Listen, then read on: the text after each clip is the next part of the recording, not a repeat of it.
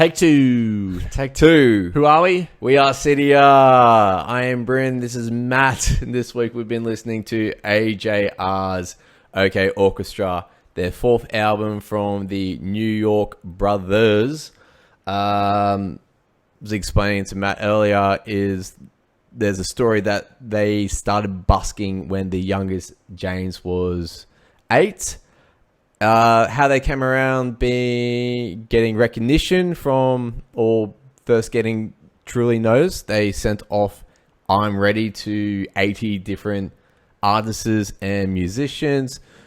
Got picked, Sia heard them, got in contact with a manager, snowballed from there. They've written and made a lot of songs for other famous people, and one of the tracks in this, I didn't tell you before, Matt, was originally the sound was made for Cardi B. Okay. And that's way less sad.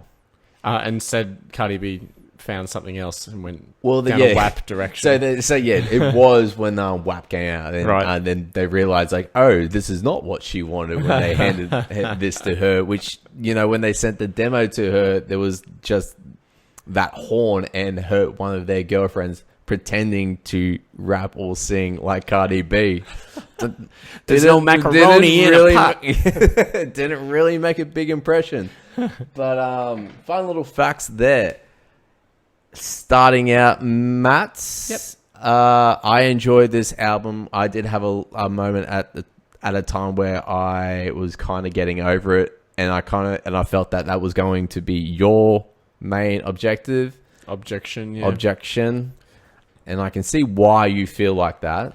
So I think it's good to go back over the ground. So my week with it, the first couple of listens, that you listen to the album, and it's a musical litany of ideas and sounds and processed beats and ideas, right? In its purest form. Ideas, right? And they've crammed it so full of that sort of stuff that the first couple of listens through, you're just basically sifting through that, and you're hearing the key highlights, and it sort of gets you into the right mood with the opening track, OK Overture, which has flavorings from every song built into it, and it's absurd, but in a good way.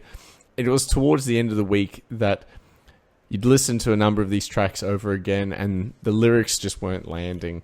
That they were sort of either too simple or not interesting enough for me, and so I found myself losing interest with the album towards the end of the week, once the fire and interest in the music sort of died away. So lyrically you weren't drawn to it, but you did find some sort of enjoyment in the musical side. Oh, absolutely. Until it just got dull.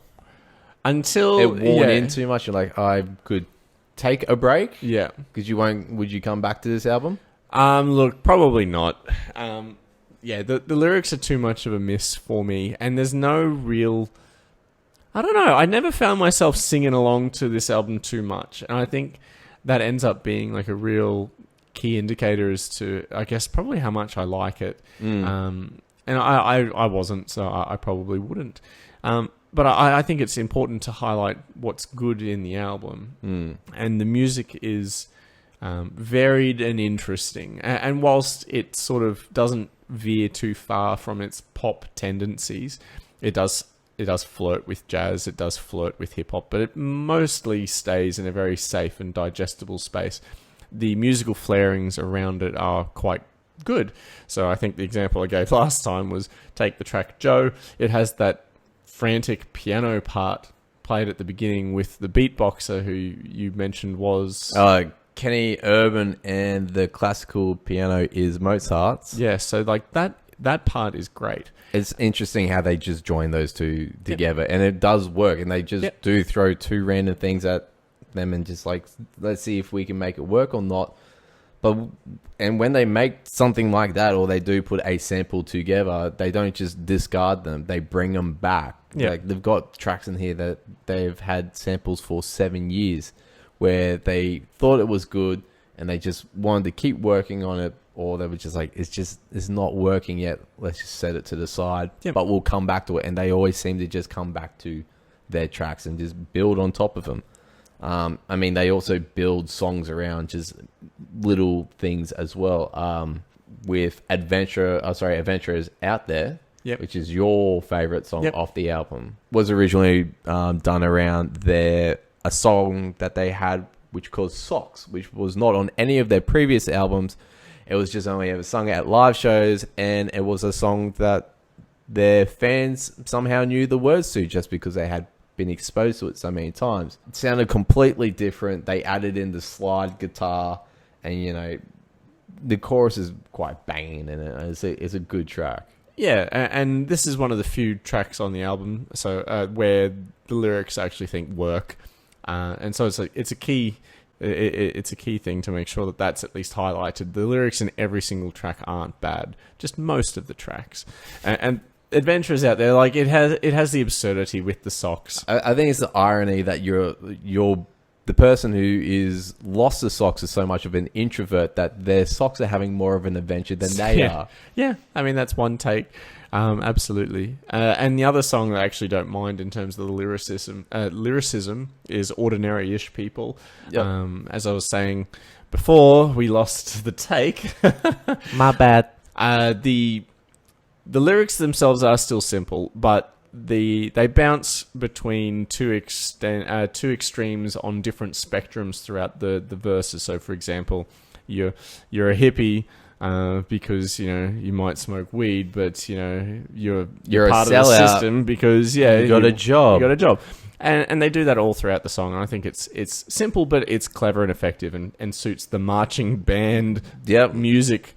And laying trumpets on top of it to give it that real oomph. I mean, they are great. I think out of this song, I wrote the most lyrics is like goodbye ordinary-ish people. When you're nobody, nobody minds. Yeah. It's almost like when you're nothing or you don't try to do anything, people aren't going to judge you or, try and bring you down. Which you in the song kind of just beats this person from all angles. And you know what? Just cutting the fat, as some would say. And then Blue Man Group, which is just a trip. Strange feature, but I mean, I guess it works well enough on this particular track. I think they only come in towards the back end, if I'm correct. Yeah, at the very end is where they just come in with the, one of the Blue Man guys are speaking into it as in the robotic voice, and then they just start, smashing out xylophones and drums, and I'm sure it would be hectic with blue paint going everywhere, which is the main part of their art. And then they're bringing dubstep. They just do crazy shit. Yeah, and so the other little areas to highlight, 3 O'Clock Thing and Christmas in June have jazzy vibes. Yep. So 3 O'Clock Thing has that 1940s, almost like maybe even pre-war type jazz. Sound. I would give them more of a Broadway. Yeah, that's probably a good way to put it. Whereas like Christmas in June is a bit more low key, has the bugle. Oh, sorry, Christmas in June I'd say is Broadway. And no, Christmas in June is a bit more understated. You reckon? Yeah. I think it was it's more Broadway than. So 3 O'Clock Thing. 3 o'clock with the trumpets. Oh yeah, the Bette Miller sort of Blues Sisters coming in. If there was a song to put on Broadway out of those two, you're putting 3 O'Clock Thing. I don't think they're very far away from each other. If 1940s, I would have put it in Christmas in June. Okay, all right, fair enough. But that's what we think about. Look, 3 o'clock I enjoy because it's the thoughts that you have at 3 o'clock, and if you don't get a hold of them, they just tumble down. And even later in another song, I think Way Less Sad, where they talk about the thoughts you have at 3:30 in the morning. So there's a lot of references back and forth between these songs as well. The trumpets in 3 o'clock, I'm guessing, is where you were coming up with the 1940s. That's the feel. It feels like Prohibition era. That's what I get from it. Yep. I mean, I kind of like 3 o'clock. Yep. Especially when it gets to the end of the lyrics and it's got another 20, 30 seconds to go. And after all your thoughts of not knowing what you believe or what you don't believe. There's always two sides to every story. There's one thing that do know is if you're fucking racist, don't come to my show.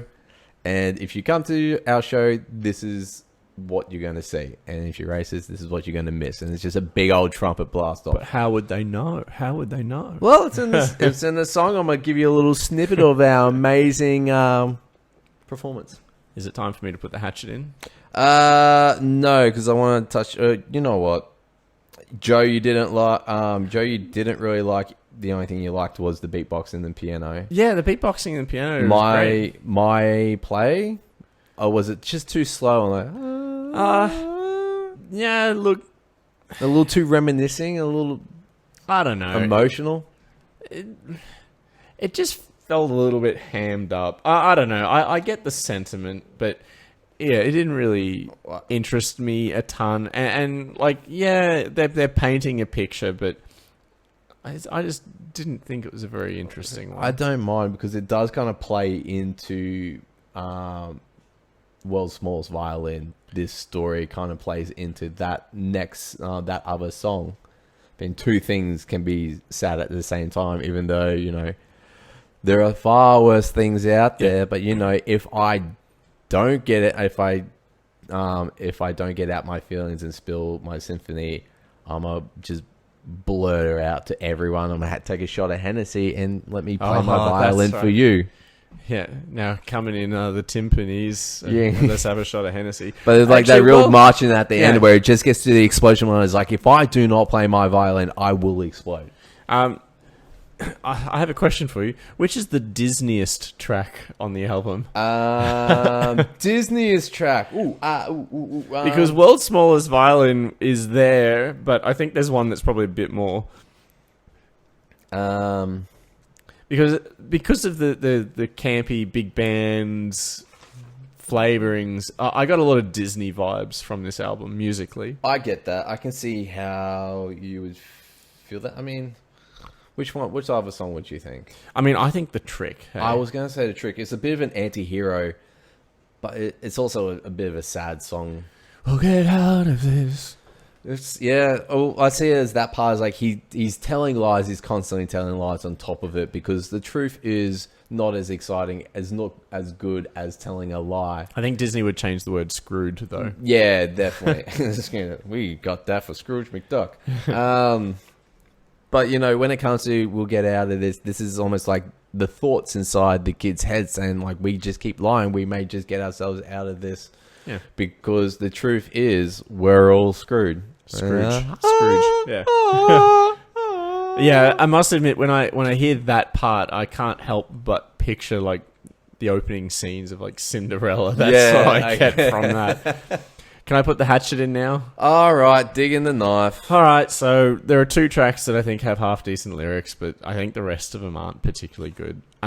You've got Bummerland. Now, I think maybe it's because we intentionally have a review podcast centered around the fact that we don't have hair, but the leading line from this song is literally, "This month I got 7 haircuts, now my hair is all gone," which is equal part like funny if it wasn't equal part bad. Yeah. Oh, I guess you could say this is kind of a lockdown song. I got nowhere to go, and I got nothing to do besides give myself haircuts. Maybe. So, and I'm glad you brought this up because they've got a lot of fan arts, and one of them is for this song where someone's like, "I've got 7 haircuts.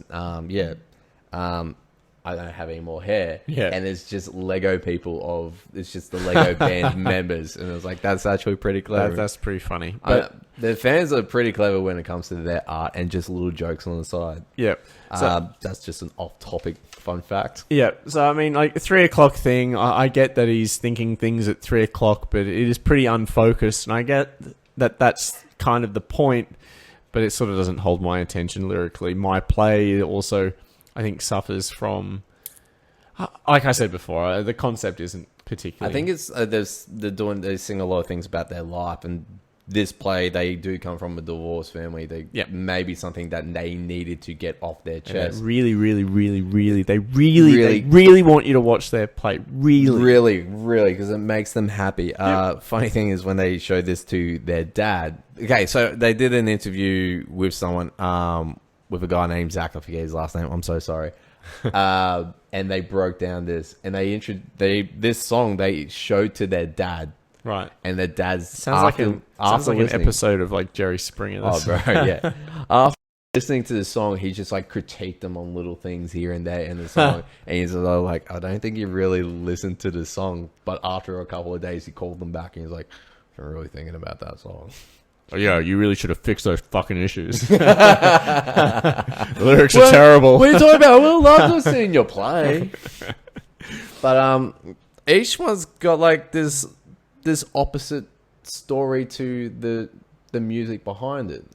Yeah, I guess, but yeah, it didn't really sell me. And then you have tracks like Joe, where it's like, you know, the coolest guy you've ever met, and no matter what you do, even when you're a band member, he's probably out there doing coolest shit, and who you're always looking for recognition from. Oh, but the lyrics centered around it, you know, I call myself Matt now. It's like, I mean, Met. Is it Met? Is that what he says? Because their last name is McGinns, and they've just shortened it to Met. It's Matt. So like, it's kind of a bit lame. Oh. Then you got Bang, which is apparently the big hit, track. The big banger, you know, Apple Bang, ad. bang, bang. Here we go. So put your best face on, everybody. Pretend you know this song. So everybody come hang. Yeah, fuck that. Let's go. Bang. Humpty Dumpty. And then I said, like, the last three tracks are probably going to be a little bit softer on World's Smallest Violin. I actually don't hate that song.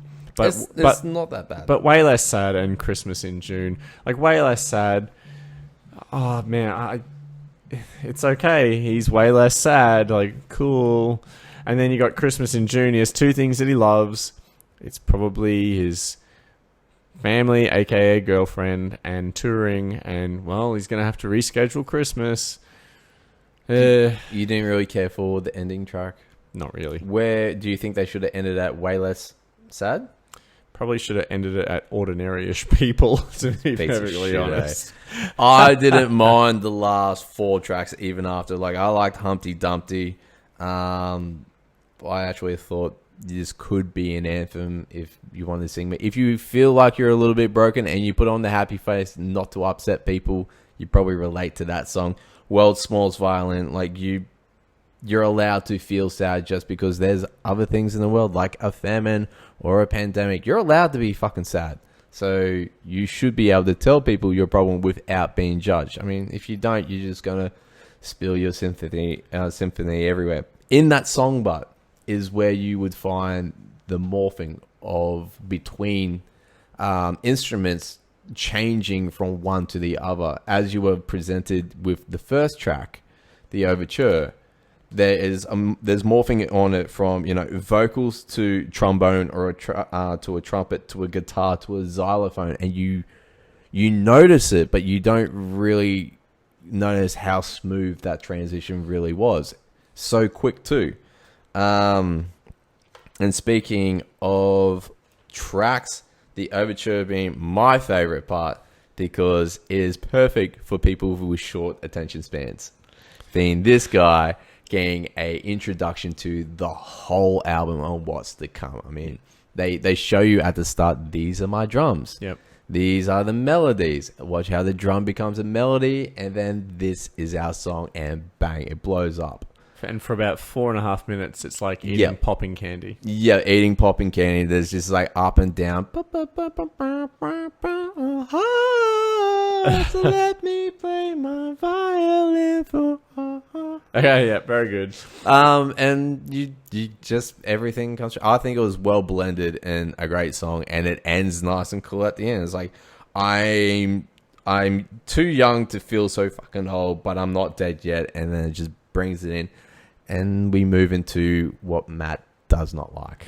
Which is the rest of the album. Exactly. I loved it. I really enjoy this. I will listen to this album again. I particularly like the Overture, and I do like 3 O'Clock, Adventures Out There. Probably the ones that I would gravitate more to than the others. But I do not have a problem with World Small's Violin, and I will listen to this album again, and I am happy to play this album around my kids. Just as long as they're not around my kids. That's not possible. Yet. This is musically interesting. I'd listen to it for that alone, but pick it up once and once only. All right. That's it. Do you remember my score? What did I give it? You gave it a 5, but you were a bit grumpy last time. Will it go up? I'm probably a little less grumpy, but it's still a 5. You fucking cock.